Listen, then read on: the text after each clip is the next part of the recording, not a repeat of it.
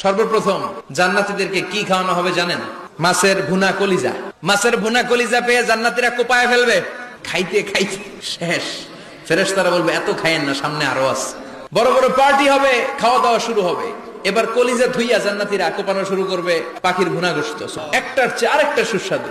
জান্নাতীরা জান্নাতে যখন ফলমূল খাবে, ফলমূল গুলো যখন তাদের কমন পড়ে যাবে, তারা বলবে আল্লাহ এই কমন ফল দিলেন কেন? জান্নাতীদেরকে কমলা দিলে জান্নাতীরা বলবে কমলা দিছেন কেন? কমলা তো দুনিয়ায় খাইছি।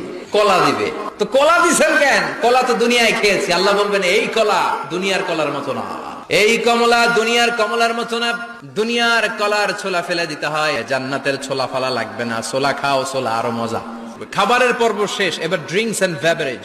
4 ধরনের শরাব থাকবে আপনাদের জন্য। নাম্বার 1 বিশুদ্ধ পানি, নাম্বার 2 দুধের ঝর্ণা, নাম্বার 3 মধুর ঝর্ণা, নাম্বার 4 মদের ঝর্ণা। প্রাণ ভরে জান্নাতীরা এই মদ পান করবে। দুনিয়াতে মদ খাওয়া আমাদের জন্য হারাম। আমরা দুনিয়াতে মদ খাবো না, জান্নাতে যে খাবো কোপায়া।